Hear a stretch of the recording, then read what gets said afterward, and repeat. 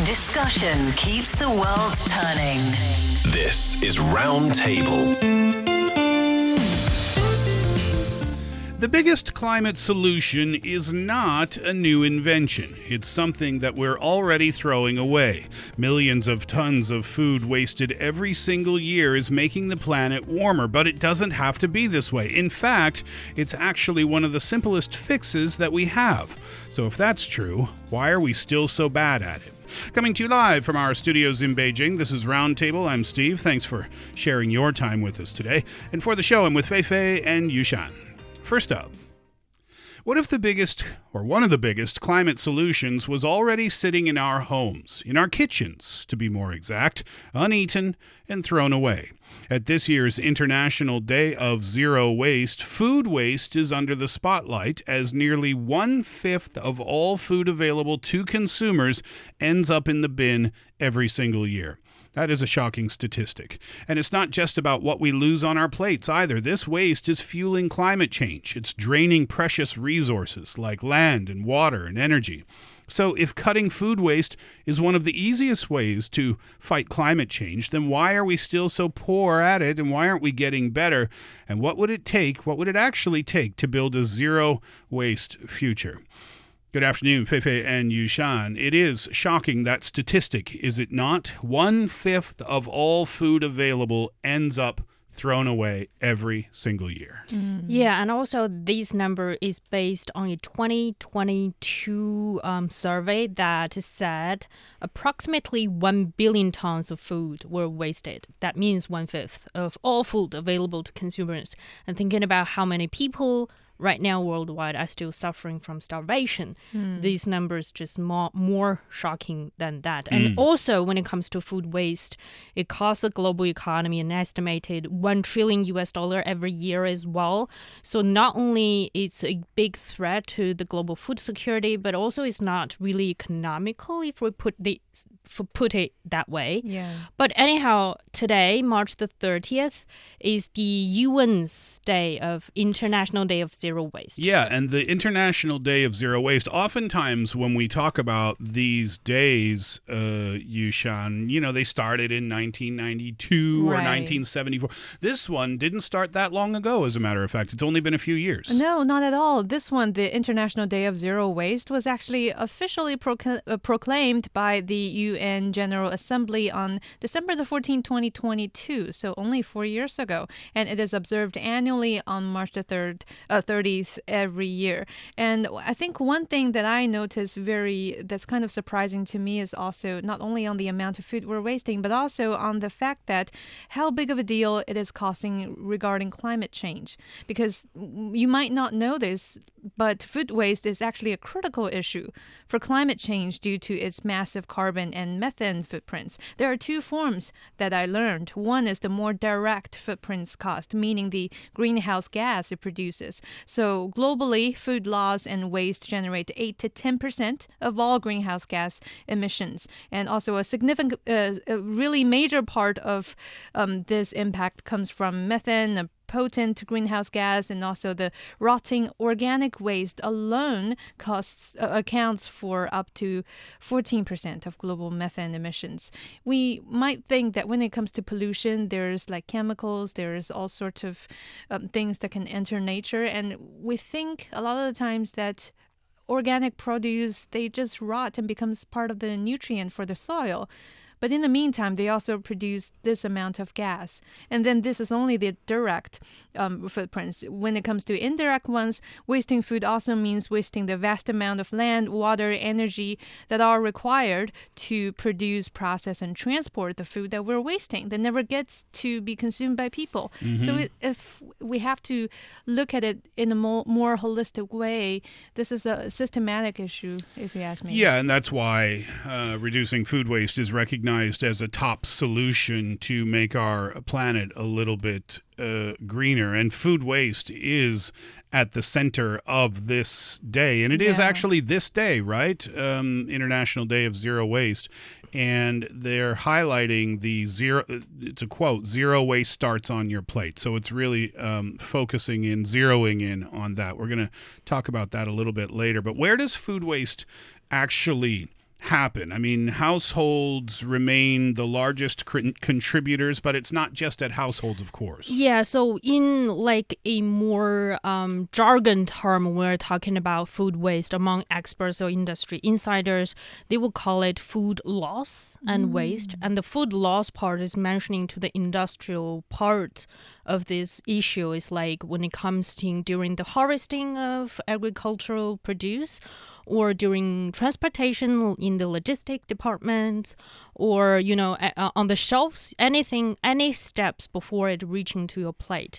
And then when we're talking about food waste, is more directly pointing to consumer patrons part, how many food you didn't got eaten but thrown away. Loss versus waste. Okay, so the terminology is a little bit different there, but still the end is the same, essentially. The food is not being eaten. Let's break it down. You mentioned a few different possibilities of where food can be lost or wasted. What are some statistics to show us exactly where it's happening? So as Steve just mentioned, households is basically the largest contributor to the problem of food waste globally, and is responsible for around 60% of consumer level food waste. But when it comes to industries like the food service industries, like restaurants, cafes, in catering services, that accounts for another 28%. On the other hand, retailers such as supermarkets, they contribute about 12%. And beyond this, there are also losses continuing to accumulate before food reaches on our tables. For example, if we're having weak infrastructure, poor storage, and inefficient logistics can add another 13% or more of losses along the supply chains, especially in developing countries. Any of those statistics surprising to you at all? 60% of consumer-level food waste happens in the house. 28% at the supermarkets. Restaurant industry. Yeah. Cafes, food, when you eat out, that's 28%. Supermarkets, 12%, and then shipping and packaging and things like that, 13%. Anything stand out to you? I think 13% that comes from inefficient logistics and poor storage, things that can't be decided by on the consumer side, is a little bit shocking. I wasn't expecting it to be this high, to be honest, because we always see that in supermarkets or cafes, sometimes at the end of the day, sometimes in China, it's after 8 p.m., they'll put their food bakery that's not been sold but has a very limited or shorter window of preservation out there in the cold storage for people to buy with a very good, handsome discount. We see that happen all the time, but we kind of know it at the back of our head that sometimes it's not going to be all bought away at the end of the day. But when it comes to these sometimes even uncontrollable factors, such as overproduction and stuff, it's really beyond our imagination, and it all falls onto one point. That's the miscalculation sometimes, because farmers and food companies, they often make more than they can sell, guessing high on demand or estimating on how much is needed based on previous sales. We don't know, but when that extra food doesn't move, it ends up spoiling or getting tossed before it ever reaches anyone's plate. I think that's a big shame, and it's kind of painful to hear too, because I hate wasting food. Yeah, especially when we're talking about market expectations. In supermarkets, we see all these beautiful fruit and vegetables lining up on the shelves. Yeah. They look basically identical to each other, and that comes with a price. That meaning somebody in the vegetable and food sector that doesn't look exactly like that got tossed away. And that's part of the food loss and waste issue we're talking about. Whose fault is that? Yeah, it's just because of appearances. It's our fault. Yeah, because we don't like, for example, a twisted cucumber. Yeah.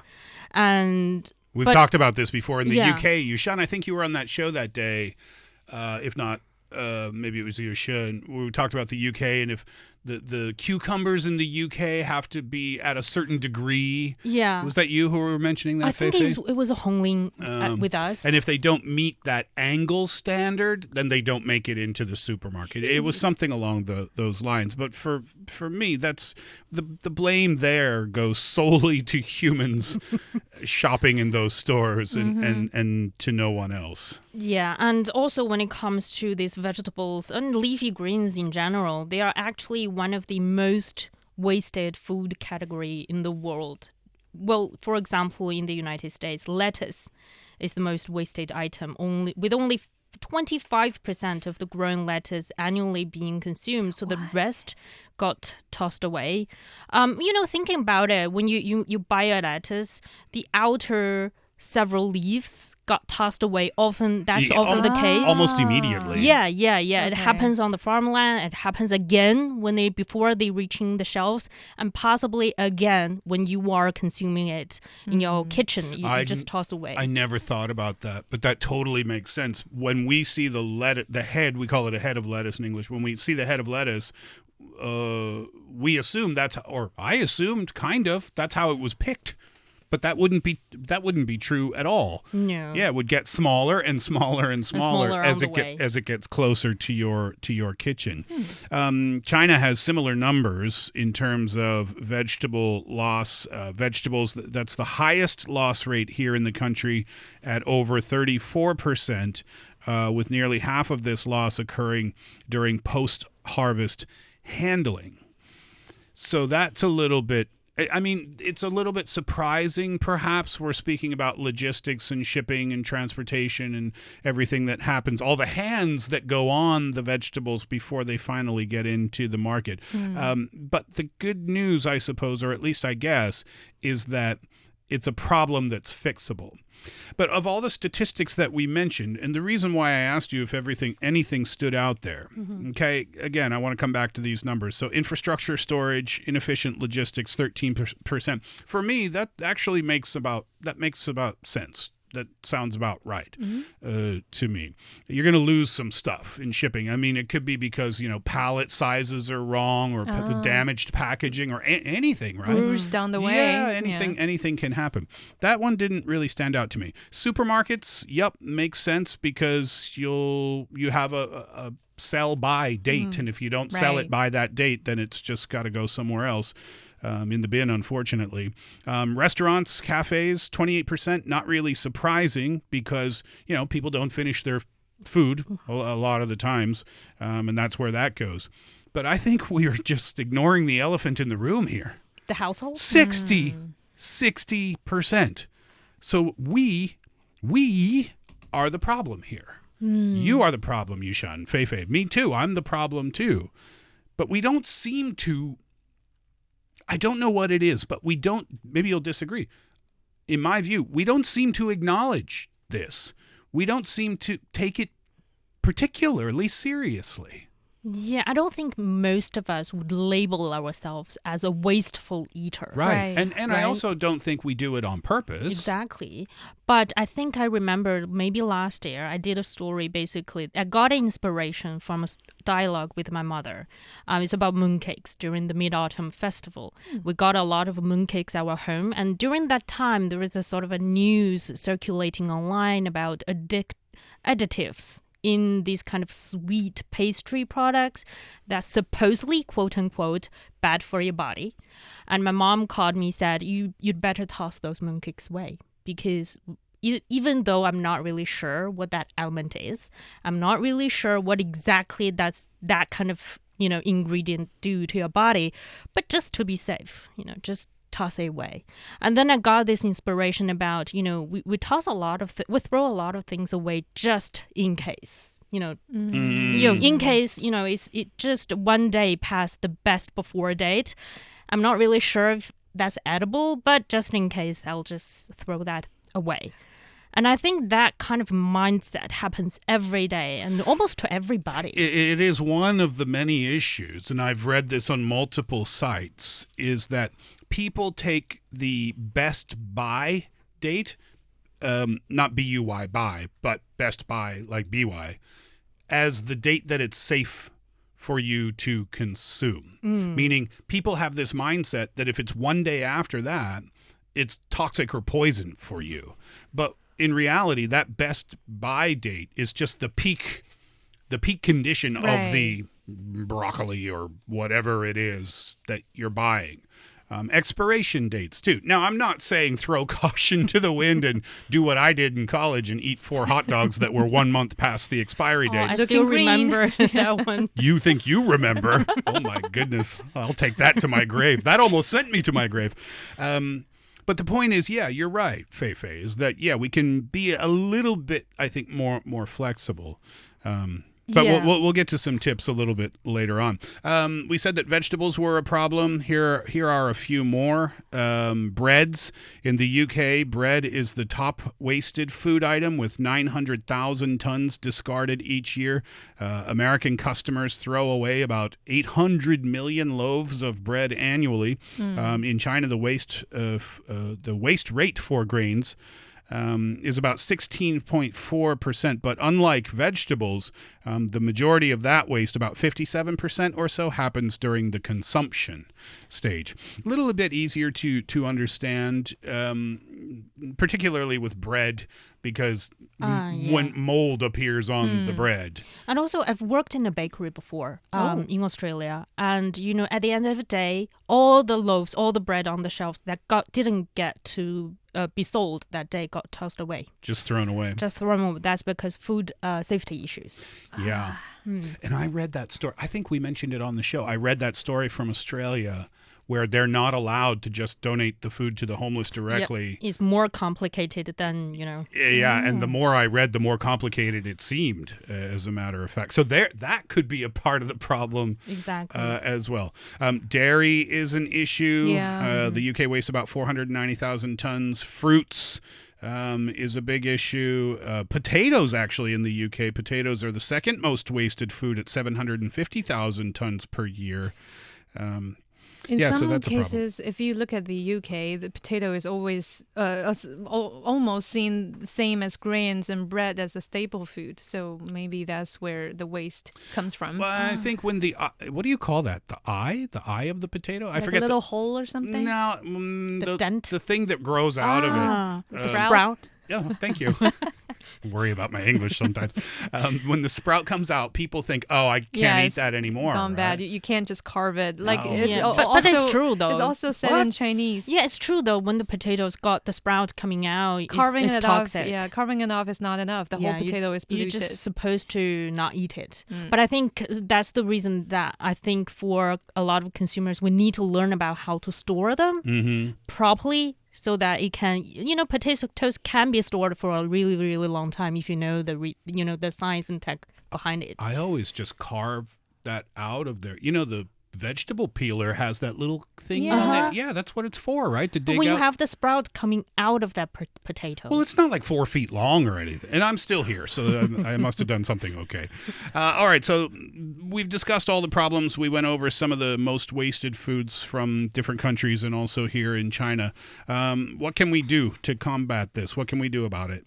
I think it's really nice that you mentioned China, because when we're talking about feeding over 1 billion people, China's role in this effect comes absolutely critical because, so far the good news is that China's approach to reducing food waste is, incredibly comprehensive, I'll say. It spans everything from individual habits, like how we shop and cook at home, all the way up to large-scale technological innovations on how to preserve things better, how to get less waste during the process of transportation. And also there's the sweeping policy reforms too. So we're really looking at multiple layered efforts here. One would be the fact that China is focused on fostering on social atmosphere of strict economy and opposition to waste. I think that can be dated back all the way to 2013 when this Clean Your Plate campaign was launched. So this initiative has seen over 750 restaurants in Beijing participated by offering smaller dishes in restaurants and just bags. They call it doggy bags. Doggy bags. Yeah. Takeout. I think that campaign sort of removed a lot of the stigma surrounding having a doggy bag, especially when you are eating out with a lot of people. Yeah, that's when the dining, especially in restaurants, the dining phenomenon or the people's mindset when dining in restaurant kind of changed, because previously it used to be seen as a very face-gaining kind of gesture if you order more than you eat. When you go out with a whole crowd of people. Like, I can afford this. I can afford this. And I'm welcoming you. Yeah, I'm inviting you guys to dine with me and look at all the dishes I ordered for you. Yeah, that makes sense, right? I understand that. Yeah, around that time frame, 2013, people really realized that this might be a gesture, but it's an unhealthy gesture, especially when it comes to harming environment and producing greenhouse gases like that. So yeah, it really helps. And people from my generation, if not younger, we grew up with this mindset. So you'll see people like me, like Yushan, we just know the fact that you need to pack your food away if you can't finish it. You know, one little fun difference, in Canada, if you ask for your leftovers at the restaurant to be taken, like if you want to take them out with you, they'll take your plate and take it to the kitchen and pack it up and bring it back to you and give you the bag and off you go. So mysterious. It's not a blind box. You know what's inside. It's the food that you had eaten that far into your meal. But in China, they bring you an empty box. You pack it And yourself. So the first time that happened, I was like, what do you want me to do with this? I was like, oh, I do it. Okay, cool. Yeah. Sometimes they ask you, oh, sir, do you need help? Usually we say no. Yeah, we just want to handle our own food so that, it's less mysterious. I didn't know there was a stigma attached to that in China until maybe you said that campaign started about 13 years ago, back in 2013. Education is important too, right? And I've heard this from, I think Yushan was telling me off air one day that you, meaning Chinese students, learn about this, the concept of food waste and not wasting food from a very young age, even in elementary school. I think even younger than that. There are like children's song made into like 粒粒皆辛苦. Every grain of rice, it comes from hard agricultural efforts. We grow up hearing things like that. And I think my grandma used to tell me this apparently false information, is that how the number of rice that left over in my bowl is how many acne I'm gonna get. Goodness. And I was like, oh, so I better take my, rice seriously. Yeah, she sounded fun. So education important starting in schools, but that's already happening by the sounds of things and has been happening for a long time. But the government's involved too. This is kind of a very niche change or suggestion, if you will, but the government is advocating for more modest weddings to curb extravagance. So apparently Chinese weddings are seen as, you talked about it, Yushan, out in a restaurant, order too much food because I'm inviting you, you're my friend, and this is on me. I guess that's even bigger at a wedding. I think previously that's all about showing off, may I say it that way? But yeah, with a good reason, of course. That's a really celebrating venue for everybody to have fun and eat as much as possible. And that comes with that little difficulty of packing foods back, because I believe even some guests want to. You sit with a bunch of people that's not necessarily from your same home or family, and you just, for people like me, for example, I feel like if I pack food back, that's going to be seen as, am I petty with food, or I'm not really polite coming to somebody else. I'm not paying for this feast, and yet I'm packing back home with part of the leftover. And also, I think in a lot of regions, especially I think in rural areas, having a very extravagant wedding feasts is also one of the trends that's been going on before. And now that's the reason that the government has decided to, step up and telling people, you need to tune it down a little bit. Yeah. I think in Guizhou, for example, there is a city that's calling, to having a buffet style banquet instead of a really extravagant hundreds of tables of set meals, set menu, and most of the time most of the dishes were left uneaten. Yeah. So maybe a buffet would be a more economical way as well, if you think And about it. Nowadays, I've seen it myself on some weddings that there's a sign on each table. Please feel free to take back if you like the food. Oh, And nice. serving alongside the food are the boxes. Oh, perfect. Yeah, so that you can just take it yourself and everybody can take it themselves so that it's not awkward at all for all. I noticed this many months ago. It caught my eye that I was ordering food one night on the food delivery platform that I use, and there was a message that said, "Do not order more food than you need," Yeah. essentially. The responsibility of catering and food delivery platforms is being placed directly on businesses to minimize waste. I love this idea. I think it's really smart. I had never seen it before, but it's just a nice little reminder. Businesses, catering operators, they're encouraged to provide clear labels on portion sizes, offering small portion options, and actively remind us customers to take leftovers home. That's when you're eating in the restaurant itself. You get your takeout boxes. You don't pay for those, right? As far as I know, they provide those to you for free. In some cases, yes, it's free. New guidelines for food delivery platforms require them to set reasonable minimum delivery prices and optimize discount mechanisms. So that sentence kind of confused me. I don't really understand that, Fei Fei. So does that mean that if the delivery price is too low, it's going to encourage people to eat more? I think it's on the contrary instead. It's about if the base delivery price is too high, it just force people to order more that they can eat. Because you need to reach that amount. So if you think, I'm going to order from them probably tomorrow or the next day, so I'm just going to order a bunch more food right now. Yeah. Then I don't have to pay 2 delivery fees. I can just pay 1. And also on the minimum delivery prices. For example, here's a real scenario. I want to order just 1 cup of milk tea, but 1 cup doesn't meet the minimum delivery fee. So I have to order 2, but I can't finish 2. Yeah. And that happened more than once, and I just simply stopped ordering on myself. So either you stop ordering, or you ask another friend to share the same order, or you order an extra, and you're not gonna finish that, and that's the food waste we're talking about. Different things are happening in different parts of the world. Some innovative solutions, kind of a wide array of measures, to be honest, to help in the reduction of food waste.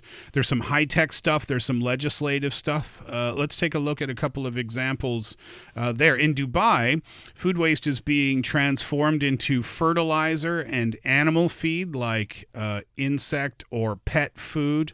That's happening in Singapore and Belgium, apparently. Malaysia, they're doing stuff too. Malaysia, they're utilizing portable on-site composters that use specialized enzyme and biotech filtration to convert organic waste into compost without foul odors, meaning that it's like a on-site composting and more environmental friendly kind of process that they're using to process the food waste.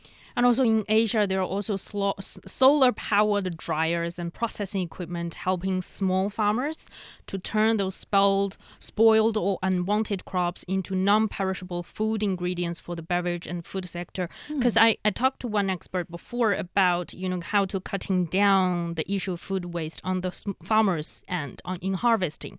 And she said it can be a quite financial burden for small farmers, and for reduced to have a 1 to 2% reduction in food loss for a small farmer, they need to pay a lot in extra to enhance their, for example, warehouses, their logistics, their, cold chain suppliers. And that can be a big financial burden for them. And I think these kind of innovation can, help with this. Because when it comes to these small farmers, it's very difficult to ask them, you need to reduce food loss. You better not throw this thing away, but they cannot afford it. Well, oftentimes these farmers will have contracts with retailers. Yeah. And it's better to have it's better to overproduce than to Yeah. underproduce. Yeah, and I think one example she told me is that, for example, if a mango farmer, he or she dropped a mango into the field, and if he or she decided not to pick that mango up, there's nothing you can do, right? There's no like policy that can be in place to ask that farmer, you must pick that mango up. But dropping one mango for them won't cause like a serious economic downturn, but it's more about everyday awareness about, I need to cut down my food loss and waste. What if 1 million farmers are dropping down one mango each every day? And not picking them up. Yeah. Sounds like a Zhuangzi story. Jeez. When a mango falls in a farmer's field, what does it represent about your life? Oh, I have been in China long enough now, haven't I? Congratulations. 60% at home. Let's do what we can. When you go to the grocery store, buy only what you need. Feel free to order or go to the store multiple times per week and only cook the food that you need at that particular time. That's one thing that you can do. Don't eat old hot dogs, of course, yes, but also be a little bit flexible with the dates. Do the smell test and things like that. And just keep it on your mind. Keep it in the forefront of your mind that so much food is being wasted in our homes, and hopefully collectively together we can start to make a bigger difference.